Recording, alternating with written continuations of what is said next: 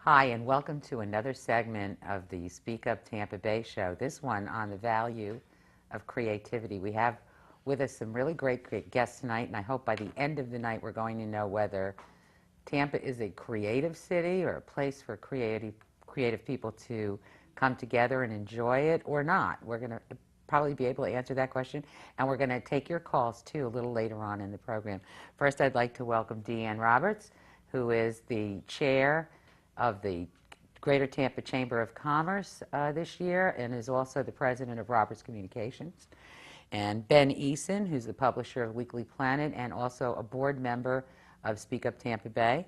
And James Moore, an ex-board member of Speak Up Tampa Bay and a community design principal with HDR Inc. and an architect. All right. Well, welcome. We were going to talk about creativity today, and I think Deanne got us going because she's doing something very shortly. Yes.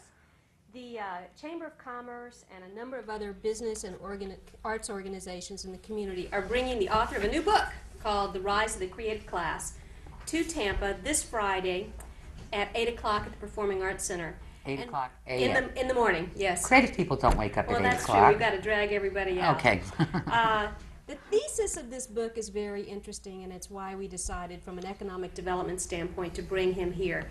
Architecture and design, like James, journalism, advertising, I'm in the advertising business. All these are very creative professions. These are knowledge workers. These are people who think for a living and have ideas. So if you provide a place where they want to live, companies will follow them, venture capital will follow them. And the key to finding a place where they want to live, you've got to have a great arts, great entertainment areas, highly diversified community, very, very tolerant of other people. So tolerant of every kind of people, nationality, sexual orientation, age, etc. So we've been thinking that we could do a better job in the Tampa Bay area of improving our creativity and therefore our attractiveness to this creative class. So that's why we're bringing the author. That's fabulous. And you've read this book too, have you, Ben? Yes, and James? we actually, the Weekly Planet hosted a mayor's dialogue back in the fall. I recall. And we had an outstanding audience. Unfortunately, Pam was not in the race at the time, but we had a great discussion with Charlie Miranda and Frank Sanchez and Don Ardell and Bob Buckhorn, and it was just great. And I guess Richard Florida talks a lot about technology, tolerance, and talent. So there we go. The three T's. Yeah, the 3 T's. And it was interesting. I have to say, my favorite person in the race for these cultural creatives kinds of things was Don Ardell. Right. He just really did an outstanding job. He talked about that quite a lot, didn't he? Yeah, and he's great. And he talks a lot about wellness, which is to some extent it's all sort of tied into the same bundle. But he's talking about quality of life and how how a city should foster that kind of quality of life and make it the kind of place that folks really want to live here. And I think Richard Florida's ideas are outstanding. I'm thrilled, Deanne, that you guys, the Chamber, have brought him in. The best I could do is sort of muster up a mayor's dialogue to talk about it. So, and I'm thrilled that Pam's reasonably open to these ideas. Pam is reading this book. As she told me last week, she was in the middle of it, so she was turned on to this. At the time. I don't know. She was reading it during the campaign, though. James, what about you with regard to this? You've read the book too. You got some thoughts? I've seen Richard speak twice. Okay. He is a phenomenal speaker. Okay, I mean, he's engaging. He's active. He's really on point. I think people will he's a charming speaker, and I think he has a way of really touching the hot buttons for the audience. Clearly, his book is very fresh. He'll tell you that the research is really in the last 4 or 5 years, probably unproven except for the examples of the cities that he shows, places like Austin and Madison, San Francisco, and places that we think about. Needless to say, as a resident of Tampa, the first time I heard him, I immediately started thinking, okay, how does that relate to where we are? Mm-hmm. it's a tough challenge, I think, to say that we're suddenly, as a culture, going to become more creative. But I think there are opportunities. And one of the things, if you read the book and you sort of look at what he's saying, in many ways he references his childhood in Newark a lot, back in the 50s and early 60s, when it was really a very diverse, mixed use. It was deteriorating as a city, but still quite vibrant. And much of what he talks about are these sort of vibrant areas where they draw young people, but they also draw older people. They just draw people who are active.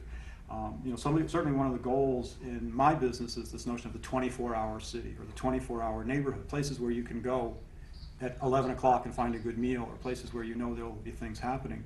The hardest adjustment for us New Yorkers to make when we moved to Florida.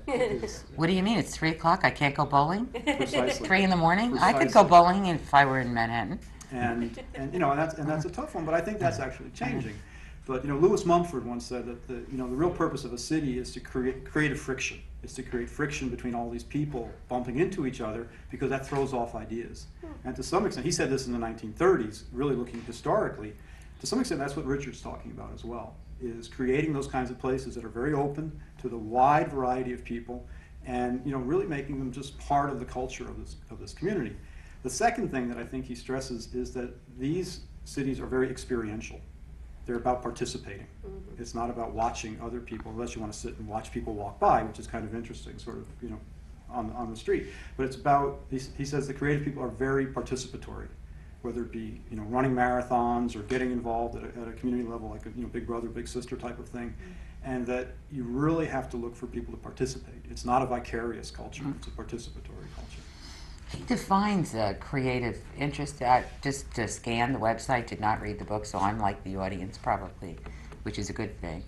I just would have assumed creative people to be creative people that I know, artists, writers, performance art, so forth, theater and these kind of things, but he doesn't do that. No, because really you're talking about people who are creative in their work, and it doesn't have to be entertainment or art. So for example, I have a son who's at Georgia Tech, and he's a computer science major. All right, so this is a basic nerd. He's very creative. He's the type that will write software when he comes out, and these creative workers in technology are very, very attractive to a community. Here's what they do for us. They move our per capita income up. So, for example, Austin, which has attracted so many technology workers, their per capita income has gone way, way up. If we were a place where we could attract more technology workers, I think we'd all benefit from that. It'd be a rising tide. Plus, as you're saying, we could bring our kids back here. Exactly. I want my kid to have a place to work in Tampa when he gets out of Georgia Tech. I mean, he'll probably end up in Atlanta or Seattle if we don't develop more of a tech market here. But they included also lawyers and accountants. Anybody who services the creative class. So all of the professionals who work for the creative class are considered part of the creative class. Though I went and looked at how he rated us, and I see us as 26th out of 49, which is pretty good. We're even on the map, don't you think? Because I think you just said that the Brookings Institute rated us in a different way. What was that? Well, one of their categories. The one category that they had is 27th out of 50, so it's essentially the same. It's an article that he wrote for the Brookings. Oh, okay. And he used a series of indices. The one area that we fell down very badly is in the number of college graduates in our community. Oh, he got more specific in the book, or in that, than he Right. did in this. Right. This was just rankings on high tech, innovation, and diversity. Mm-hmm. And combining those scores, we ranked as 26th, which put us below Kansas City and a whole host at Rochester, New York. Go figure. I just wonder about that. How did you receive these, or? Well, I thought we did pretty well. We did not rank very high on the technology scale. We did rank pretty high on the diversity scale, which means we're a pretty diverse community and we're fairly tolerant of diversity. What was the one that you referenced? It was something he had written for the Brookings Institute. He had us 18th as far as what he calls the gay index, the foreign-born index, and 23rd for composite diversity. And then the four-year degrees were a little low. Well, see, now that makes sense, because if you think about, from an economic development standpoint, who we've recruited to this market over the past 10 years or so, we've recruited a lot of big companies out of New York, and they're looking for AA degrees. A lot of them were looking for a little lower level. And we had a very high preponderance of AA degrees in this region. It's slowly, slowly moving up, and we need to get it up. Well, I would also suspect that, you know, we have a lot of an older population, many of whom didn't go to college. Yeah. And so that's counting against our cohort, even though the active worker population is probably. But our age is coming down, isn't it? Isn't it Yeah. down? It used to be Right, it's lower than it's 50, been. it's like And our under income's 50 going now, up. 45. Yeah, I think, I mean, I actually think that Tampa is roughly, I don't know, somewhere between 18 and 21st market. If you just take the Tampa Bay market, the TV market is like 14th or 13th or something, because they sweep in Sarasota. So That's size.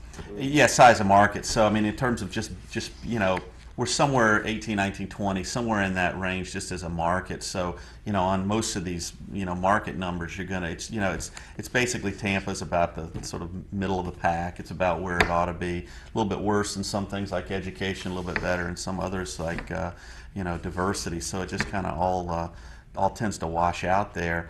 I actually am kind of I think that if we draw on our own sort of experiences and what and I guess you're native here, is that Yeah. right? So we're probably representative. We got 3/4 non-native here. Louise from New York. You're from Long Island. I'm from Georgia. Long Island, And, like it's a separate place? Yeah. Exactly.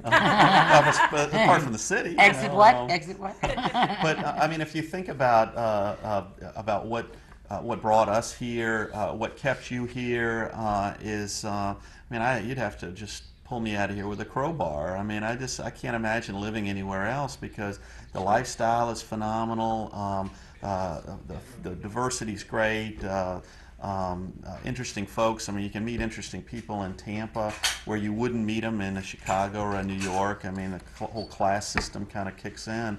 So I mean, I think to some extent, and I know there's a lot. I know a lot of folks. I know a lot of venture capital folks, and I know a lot of people that have extraordinary business careers who just chose to live here.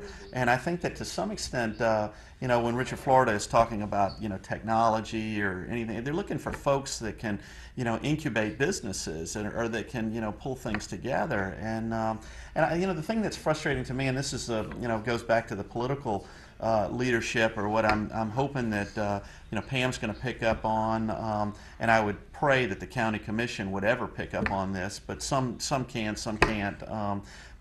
Is how do you take all these talented folks and bring them together? It's like there's almost no friction here because everybody retreats to their walls. And that's the perfect question for James. Right. Well, How do you do that from an architectural standpoint at the very least, and we'll talk about a business. And Well, so if you forth. think of something like the city of Tampa, obviously we can annex additional lands in the sort of But the we're northeast. doing this like wiggly thing Right, now. but the reality is that the bulk of the city is in a redevelopment mode.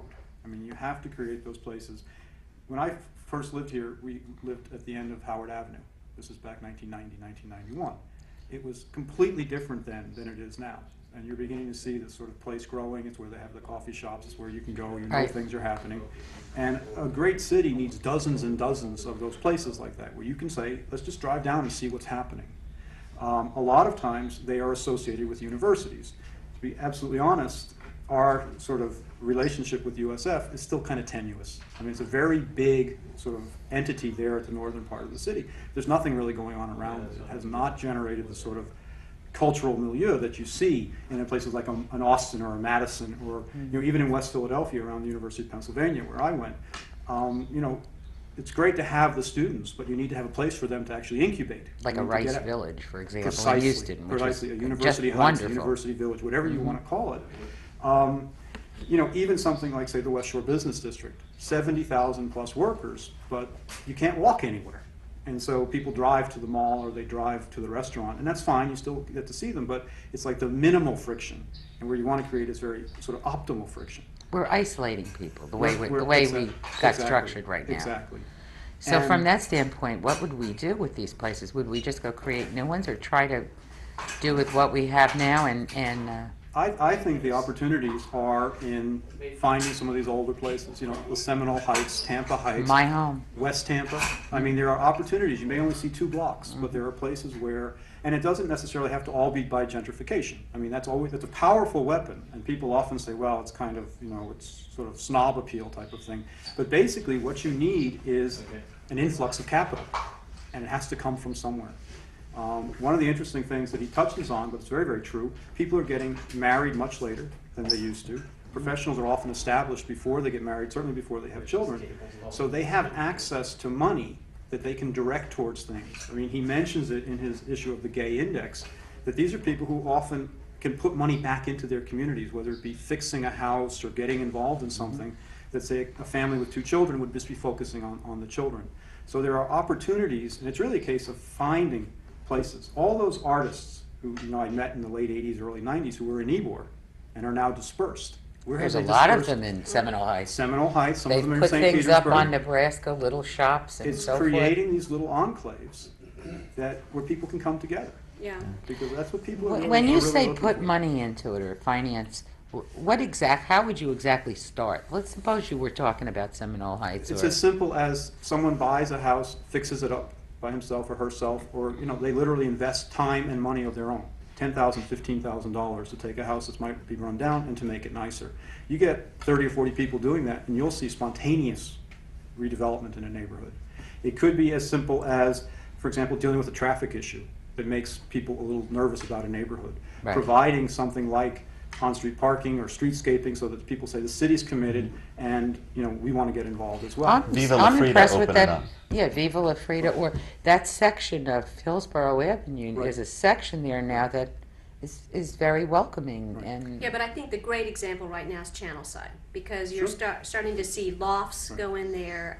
You're seeing a lot of the artists went to Channelside. Right. These are warehouses that are being fixed up. And what Richard Florida says is that creative people like authenticity. They Right. don't want to Right. go That's exactly to right. some suburb. They don't want to go to Celebration. They don't Right. want a Disney-esque Too thing. artificial. It's too artificial. Right. So they love older areas that are being redeveloped with those old buildings that have the great old architecture and And one of the streetscapes. ironies, he talks a lot about Newark and Pittsburgh because that's where he's lived. right. They've got a lot of old stuff. Tampa That's doesn't true. really have a lot of old stuff. I mean, it's a little harder because until the 50s it was 100,000 people.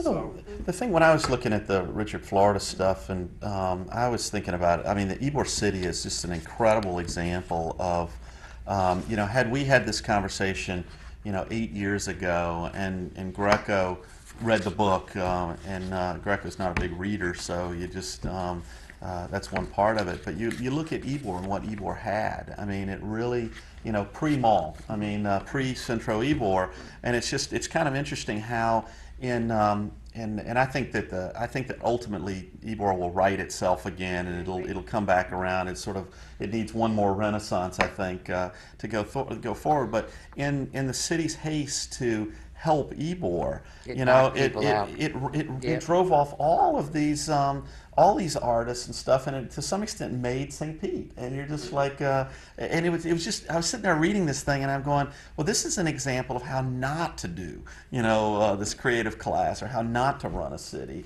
You're trying to get all these little feelers out with you want all the weirdos, you want everybody, and you want to love weirdos. Not put a camera down in Ybor and put them under a microscope, and then bring a brand new mall in there and make it safe for somebody. I mean, it's just. It was too cost prohibitive for very- a lot of the artists. Very, So- very costly, but I think another example where the city, I think, did an excellent job is when they took the little main street on Davis Islands.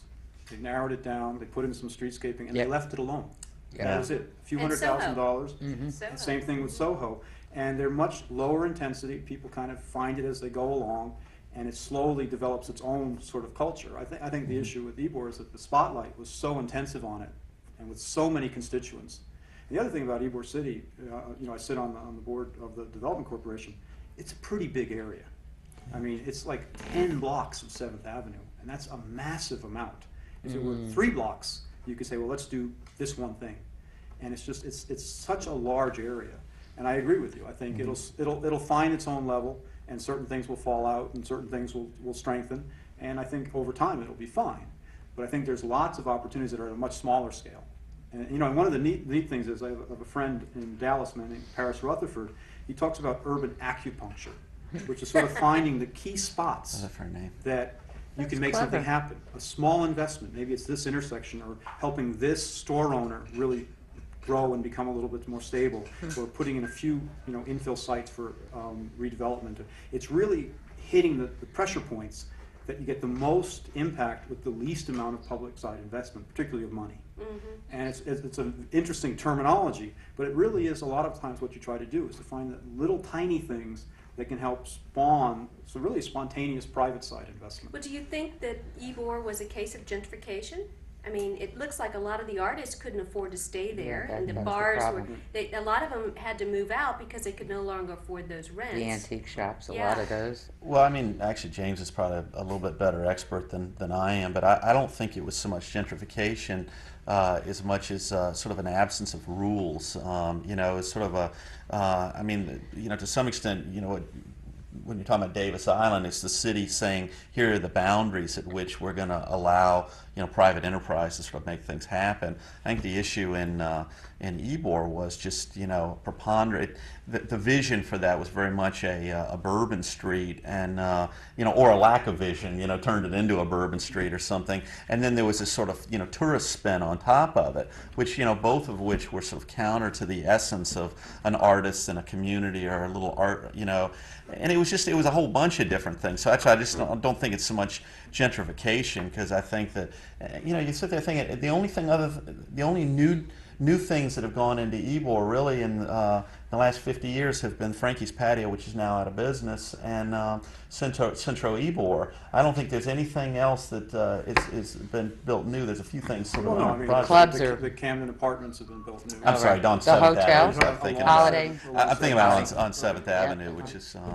I mean, putting a hotel in there was a major change. Well, and I also think that part of it was simply the tenor of the times. It was 92, 93, it started to catch on, and at that point you could begin to finance things, and it really became sort of a regional draw for quite a while. Right. And when people are knocking on your door saying, I want to spend $300, $400, $600, $1 million to do something, you kind of want to go with that. Yeah.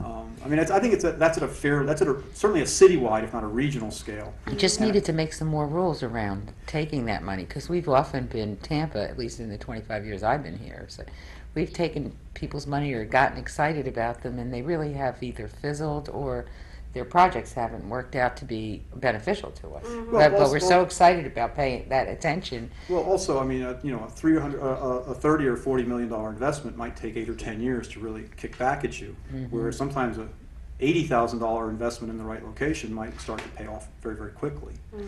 I mean, one of the things that it's clear that there's this lure of saying, let's try to get the tourists to come here.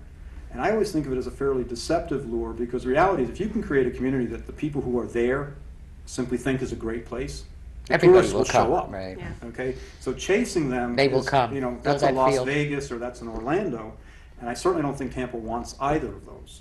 I mean, I think the issue is really, is to create, and Richard talks about it in his book, a people climate, a place where the people who are there feel that they belong, and that's the important thing. And the tourism will take care of itself. Well, we need that to get across to every merchant in town, too. Well, Every convenience store, every department store.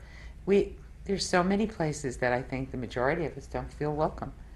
The service is not there. You can have, I just see it spread all the way through as a marketing person, a PR person, who can stand there's 9 people on a line at the grocery store or at the department store, and they don't think of opening another one. It's, why would you want me to wait? Why would you want my temper to get up? Why wouldn't you open that the minute you saw 2 or 3 I'm people not going to waiting? mess with your temper. Yeah, yeah, I'm curious. but it's fast. It's Italian and it's fast.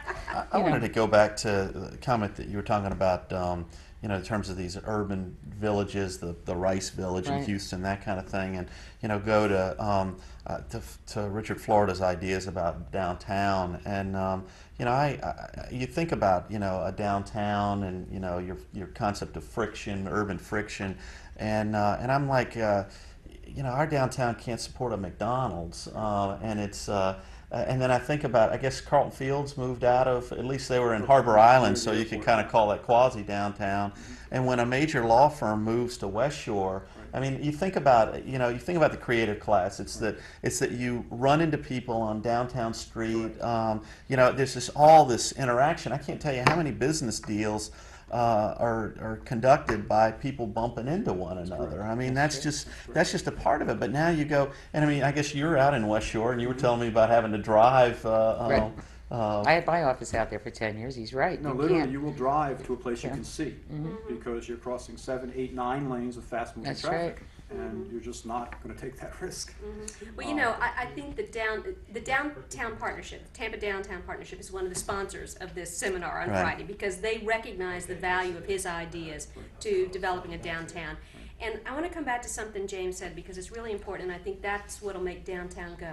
You have to have experiential things. So, for example, he talks about a lot of arts offerings, but he's not just talking about having a world-class art or A a sculpture or performing something. arts center like we do. We have a world-class one. But, there's a show here, there's a show there, there's an opera, etc. You should be able to walk out on the street any night and see entertainment, sit down, grab an instrument, play in yourself, and you can do that in towns like Seattle and Austin. They're very art and musically inclined. Memphis, highly creative town. Atlanta Centennial Park. I was there this weekend and luckily had a view of Centennial Park from the Omni, from the CNN Center. And yesterday took a walk around there. And on Sundays they play music and the fountains are choreographed according They to the dance what. to the movement. Well, but I want you to know that there were plenty of security and police in their short pants and little bicycles around. But children were running in and out of the water. There were all sorts of people and diverse, very diverse group of people there. And we just sat there for an hour and just listened to this music and watched the choreograph and all the people around and so forth. And I kept thinking, that's what we should have done with Franklin Street. And that was Yeah. experiential because the people could have gone right on there if they wanted to. Exactly. It's not It was- walking into a hall and buying No. a ticket and sitting down and waiting for the curtain to rise. It's being able to just go out into a park But and see things. And what amazed me is all the park benches didn't have dividers in them so somebody couldn't fall asleep in them if they needed to. Which I've always been sort of angry about. Why do you do that? Well, because homeless people said, well, if they need to sleep there, why don't you just throw a mattress under it? But, we're not friendly about any of that. And they certainly do have their hands full of panhandlers around that are constantly bugging you. But they're very polite. Well, one of the things about panhandlers is they tend to go to places that no one claims, and no one really claims downtown Tampa. I mean, if you're there during the day, there's a lot of people, you can do things, but then it sort of clears out. And clearly, the opportunity to put some urban housing in. I mean, in many ways, the definition of urban that I use is, can I survive, can I live there without recourse to an automobile? Okay? Right, that's And true. we kind of fail that test. Yeah. And realistically, any great city needs neighborhoods and districts where you can do that. We talk about light rail, but if light rail isn't attached to creating these kinds of districts, then what's the impetus to use it? I mean, Yeah, you need to light create a rail way needs to be function, later. but you need to create the beginning of an area where you can function. And if it turns out it's downtown and Harbor Island and one or two other, that's fine, that's a start. And then people will make the choice. I can live in a tower 4 miles down Bay Shore, or I can live in a tower right downtown, a block from the Performing Arts Center, a block from the river. I have that choice. I mean, that's really the issue, is creating increasing diversity of choices about where to live, how we want to live. I mean, the fact that they're building lofts in the Channel District is kind of neat. Typically, lofts are the things you find and you convert. But clearly there's a demand, and since we don't have them historically, they're building. They're converting some, they're building some others. Right. They're doing that on Howard too, aren't they? Didn't they build some lofts on They Howard did, as well? yes. I mean, and so what you're beginning to Several see is the beginning of some different districts that cater to the diversity of the people who live here. I mean, an interesting statistic, and I don't know if he mentions it, but in 1960, 49.8% of the households in the United States were mom, dad with kids under the age of 18. Right now it's 23.5%. The single largest demographic is single adults living alone. 26% of the households in America are single adults living alone. And then the next one, at just under 25%, is 2 adults living together with no children. So 50% of the population is adults with all the spending power And child-free. and without the children, either because they've never had them or because they're empty nesters or they're planning to have them but it's in the future. That's a very different city than one that is predominantly about mom, dad, and the nuclear family. That's a suburb. I mean, that's why suburbia came into being. Well, it's transitioning. And the opportunities are really to reclaim some of the urban things that we had historically, but to do it in a way that's much more flexible, I think much more, just better done. Yeah, the more the going outside into the suburbs has created a hassle for a lot of folks. Maybe they realize as well that it takes time and away from your regular life. Well, how does the chamber see what they can do with all of this? I know the chamber and the partnership are involved in. What are they thinking can be done? You're talking from a design standpoint, but from a business standpoint or a chamber standpoint. Well, I think a number of things can be done. First of all, there's just simply the recognition that one of the main things that attracts businesses today is quality of life. You don't have to throw a lot of incentives at these companies anymore. You don't have to give them, real low taxes and real low pay. That you give them a great lifestyle and you can attract some great companies. So we're focused on a lot of lifestyle issues, very focused on quality of life. So you'll find at the chamber we've got an arts and cultural committee, we've got a sports committee, we have a military committee so we can make military feel really comfortable here. We have all these different committees that focus on quality of life issues.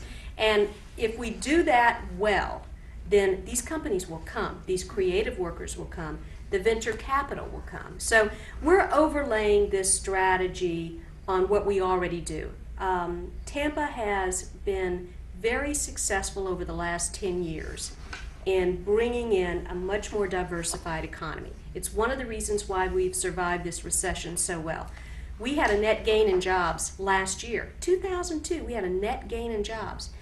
Places like Chicago were losing 60,000 jobs. Of course, New York lost an awful lot. 9/11 contributed to that. Atlanta's had a tremendous job loss. Tampa had a net gain of about almost 6,000 jobs. The reason for that is we're no longer dependent on agriculture, tourism, and real estate development, and that's what we traditionally were dependent on in our economy here. So I've been in business, I've had my company 25 years. So I've lived through some business cycles, and I'll tell you, we were so dependent on real estate development in the 80s that when the bottom fell out, I almost fell out. Same thing happens in Orlando with tourism. You get too dependent on it, and you can't withstand the swings in the economy. We've stabilized that now. We've gotten a lot of companies here that are much more stable. Yes, they come and they go a little bit. The call centers, one will go out of business and another one will move in. But we've stabilized and diversified the economy. We've got a financial services sector. Now we need to overlay a strategy of trying to ratchet up the job quality and make places where your kids and mine can come back because they're these highly creative, well-paid people, and we've got to create those kinds of jobs. Right now we have 29% of the population in Tampa Bay can be considered part of the creative class. We need to move that ratio up a little bit. But I'd like to see us do it without the gentrification that's occurred in places like Austin. And because we're a little behind this curve, I look at it, I'm seeing a silver lining here. Of course, I'm a Chamber of Commerce person. I can't help but being optimistic. But, my sense is that we look at what happened in some of these other markets like Austin, and we fix some of the mistakes. They were not diversified. They lost a ton of jobs in this recession because they were so technology dependent. The other thing is, if you're a nurse or a school teacher, you can hardly afford to live in Austin anymore. I mean, they left behind their middle income workers because some of these folks are making such huge salaries. But that's Boston, that's San Francisco, that's Seattle. So what do we do? San What do Diego, we do right? to maintain some affordable housing and affordable areas so as we ratchet up to get higher paid jobs, we don't leave behind a lot of people? Well, in certain areas, for example, South Tampa. South Tampa is a peninsula. There is X amount of developable land there, and it's now recycling, often through the second or third. It's going to be at a higher value simply because it's so little of it. but there are other neighborhoods, the Seminole Heights, the Tampa Heights. The river. I mean, if you think about West Tampa, it is 2.5 miles from the airport. It is 2.5 miles from City Hall, along an interstate highway. Yeah, it's great. Talk about locational values. It has the That's river the there same as thing. well. I'm amazed since I moved into Seminole Heights, because from my door to the Performing Arts door is 5 miles and 5 minutes. It actually takes me less time than when I lived on Davis Island. That's right. Now, why is that? You know, you think, well, because there's a lot of traffic going that other way. I'm right on the highway, and there's no lights, just shoot right there. And, I mean, 5 you know, minutes. One of the things is, I think, is really to start to analyze where the opportunities are, and then it gets back to this issue of sort of the urban acupuncture. What's keeping West Tampa down a little bit, or what's keeping Seminole Heights not quite from hitting its potential? Right. And it may be simple things, it may be structural things, it may be one of the things we discover when we work with a lot of communities, St. Petersburg being one. In St. Petersburg, something like 60% of the residential lots in the city are illegal, because in the 50s they rezoned themselves and they made all the traditional lots non-conforming. So if you try to do something in a situation like that, it's going to be nightmarish. And they are now revisiting their development codes and saying, this is silly. If 50 feet was the standard in 1926, why make it 70 now? The neighborhood still works. It may not be huge money issues that are impacting it. It may Rules, be just rules. regulations. It could be just bringing attention to it, sort of marketing things in a slightly better way. Or these roadways, too, because you can get into some of the areas, and I can speak to Seminole Heights. Nebraska's not pretty. Right. It's just not pretty, but you get into the big oak trees. South Tampa people want oaks. Central Avenue. Come on, out there we all have 10 or 11 on our properties, and you can get in there and just gorgeous stuff, but some of the entryways are not as pretty as they need to be. I wanted to sort of offer up I think that all of the urban planning and those kind of elements are real key. I just think that there's a few things that Tampa needs to do and should do that don't cost any money, but it requires Tampa sort of looking at itself in a different light. I think that just the boards and things that I've been around. I was on the Chamber of Commerce board a few years ago, and I think everybody, kind of goes in there, they put these rose-colored glasses on, and they kind of, gee whiz, Wally, we've got this great place, everything's great, if we just all say it's great, it'll be great. And, I think we've got some real issues. I mean, I know when Betty Kasser was the president of the University of South Florida, she tried to get the community USF initiative, and that was a good concept. I mean, it kind of got some things going, but it didn't sort of finish the run, and now USF is sort of back in its old kind of ways, albeit they've got some great technology programs and some good research going on, but USF has gone back into its island, notwithstanding we got a full Republican board of USF that's it's all Republicans, no Democrats, so they've got their spoils, and that does some bit to disconnect community. I know that Miami just went through, David Caton was down in Miami running through the whipping up the whole anti-gay vote on housing. He was successful at repealing the gay housing what they call preference, I guess, in the county. So Hillsborough County is yet to go back. Hillsborough County is yet to go back and update that. And it's like, okay, the city can afford to not let people discriminate against gays, but the county can't. And you go, where does the tolerance fit in there? And and I think you get into this diversity stuff. And the one thing I loved about Greco was, Greco grew up on the wrong side of the tracks, and so you got a guy like that in there, and I think to some extent Charlie Miranda and a lot of the politicians that can speak of Ybor, some great stuff to build about, but we forgot all this stuff, in our History Center.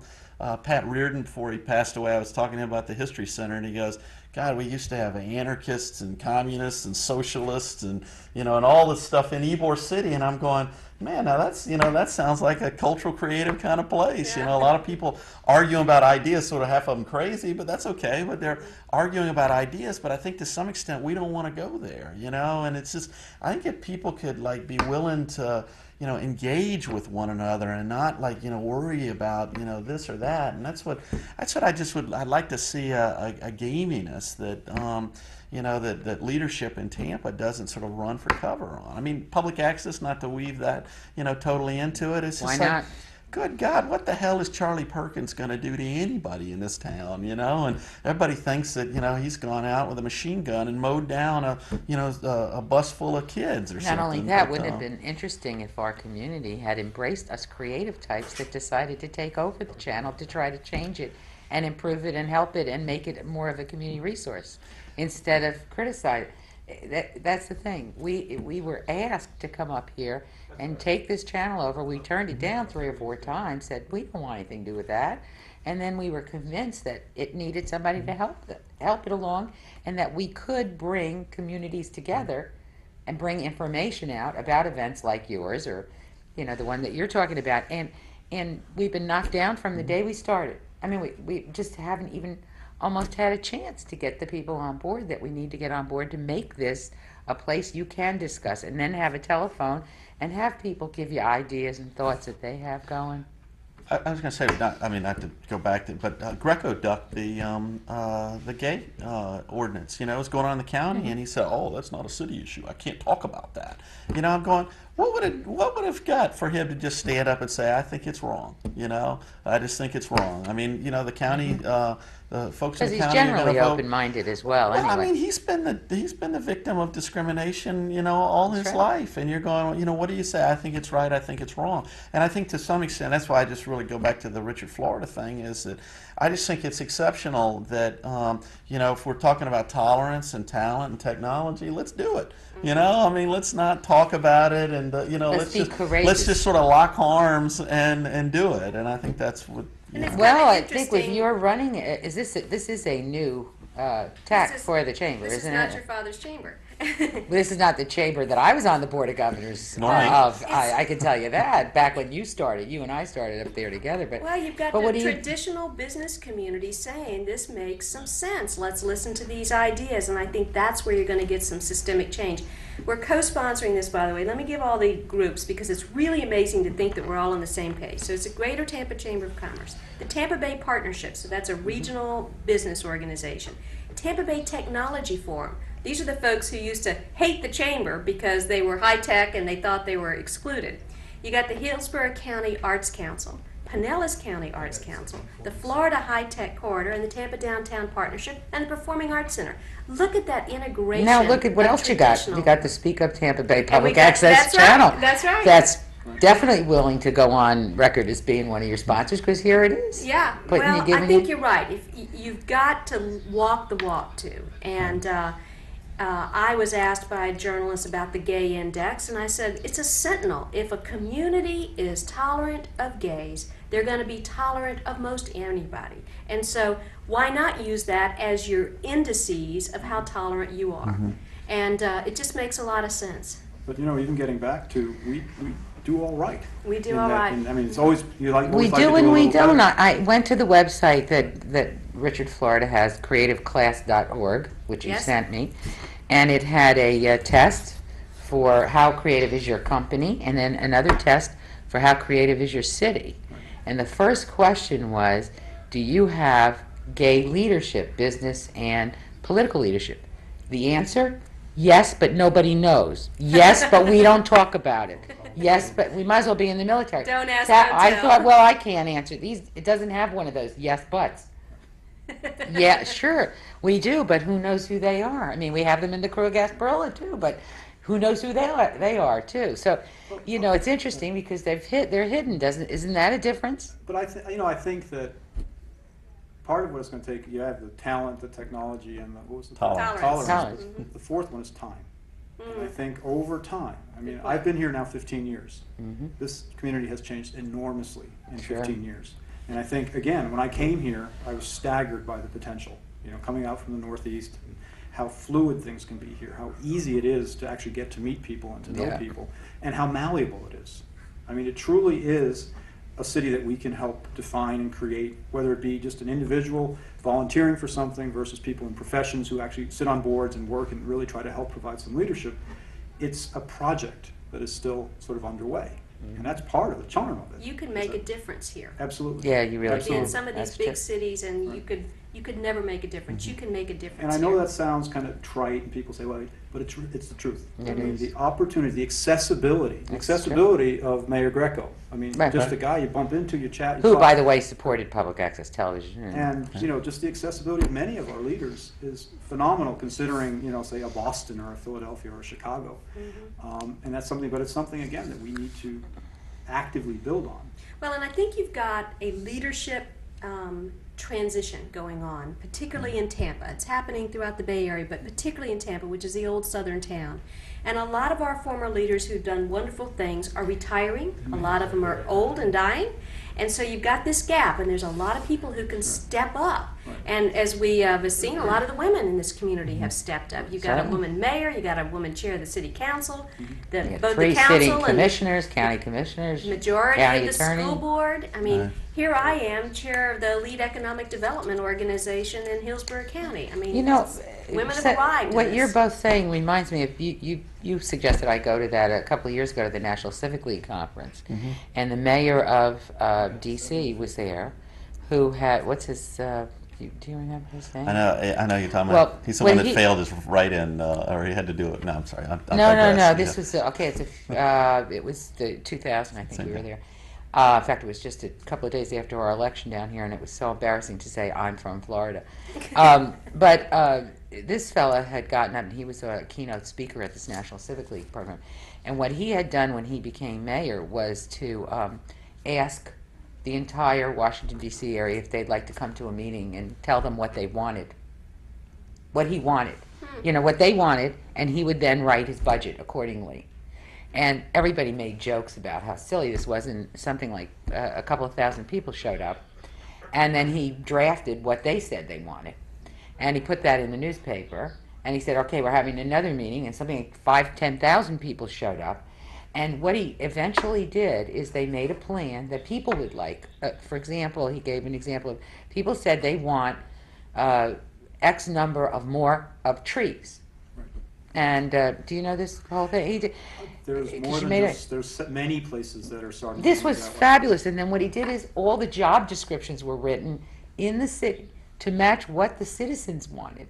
That's fantastic. It was incredible. And then the citizens took responsibility for, let's say, 10% of the trees, so that trees that they wanted in. So their beautification program or so forth, the citizens said, well, we'll do 10%. Would you do, we want, 10,000 trees. We'll do 1,000. Would you do 9? And then they split that up among golf courses and this and who was in charge of parks and recreation. Wouldn't it be nice to ask everybody what they think would make a diverse, tolerant, wonderful city? Including children. Including You the have to children. ask children. They're the best, aren't they? Because Well, they tell one, the they're an truth. incredible indicator. One, they tell the truth. Two, Yeah. they know exactly what they want. Yeah, But 3, they're tomorrow's leaders. that's And true. you want them to stay here. So, What are the steps, and I'm going to ask all of you this, what do you think the steps are that we need to take to get ourselves in a position that we attract the creative class, the ones we can go, I mean, you mentioned go and get a house and fix it up and do that and, get an area together and you've mentioned. Well, I'll start by saying I'm not sure because there's a, you want to do something that's very authentic to our community. So you build on the strengths that we've already got. You take the fact that we are a great climate with a lot of good outdoor recreation opportunities, and we need to build on that. Richard Florida is doing a big summit in May in Memphis where he's inviting representatives from 100 different cities to come, and I'm going to go ahead and go. And at that summit, where you see all these different cities trying to figure out who's doing what right, how did you make that happen, you can do a lot of cross-pollinating. So I'm going to go to that because I don't want this to be a one-day, 2-hour seminar and then it's over and you sparked all this interest and people say, well, that was a nice idea, whatever happened to that? We want to create some sustainable, systemic changes. So I'm going to go ahead and see what these other community leaders are doing to make those changes. That's a great. I'm not sure yet. How about advice for us as the viewership? The viewers, just people watching us today. Anything we could personally do to make all of this happen? I actually think that the approach that Bill McBride was doing on Hillsborough Tomorrow in terms of kind of getting a common vision Bringing people together. I mean, together. it's very similar to what you're talking about, what's going on in Washington, D.C., and I do think that, you know, the Hillsborough Tomorrow documents and all that stuff just really laid it out. I mean, it's not too far from all the ideas that Richard Florida's talking about. It's just, That's you know, true. sort of bringing things together. And I think that that you're right about the time that Tampa has now. I mean, this is Pam is, you know, an exciting mayor, exciting person. She's very, very bright. She's committed to these kind of things. I mean, you can see it from you know, not only how she conducted herself as both a county commissioner as well as a in her last job as a supervisor of elections, but she's, you know, she's really open to it, and I think it's super critical for somebody in one of these major power centers. You know, if you know, the Tampa mayor is a great place to do it, because I mean, it has no regard. I mean, it has no authority over the county, but she can go over there and start rattling cages. She can rattle cages at USF and say, play ball, get involved, you know. And she's been talking about that too. And She's I just already think, talked you know, I about think that. that's a part of it. But you sit there and think about all the people on the sidelines. You have, you know, Alex Sink, Bill McBride. You know, you got Harry Teasley. You've got, you know, you've got all the Republicans, Sam Rashid, Dick Mant. You've got all this extraordinary talent that are all kind of coming together around these same ideas. You know, and you're going. It just takes somebody. Bring them in a room. You know, my hero is John Gardner. He says, just get them in a room and they'll figure it all out. But I think you get that crowd in a room with the citizens of the county, and I think you've got the start. But it takes somebody in elected leadership to do it, and that's why I think this is Pam's moment right I now agree. to call I everybody agree. It's together. ours too. I want to tell you that I went to Atlanta to pick up 5, count them, Did I cut you off? 5 creative people, 5 awards from our very talented outreach department, and I just wanted to show them to you. You got Kathy DeTola, one of the people in our outreach department, did a program on elder care using the Department of Aging was there, Aging Services. The Faces of Public Access, she also got one for, and she did for a Ponce de Leon project. She did a segment on Martin Luther King and so forth. And then Brian Lacey did one on Racing Roundup, which a lot of the race car drivers are on, Gene Adler's show, and he did one on the Halloween fun at Lowry Park. And they were so creative and so well done that we got these awards, and that's creativity down here at Public Access Channel. Yes, Just want you to part know of the that. creative class. We Now, have about 30 seconds gotta to get- wrap up and you tell gotta everybody. Tell them how to register for this event. To register for this event, you have to go to www.tampabay.org.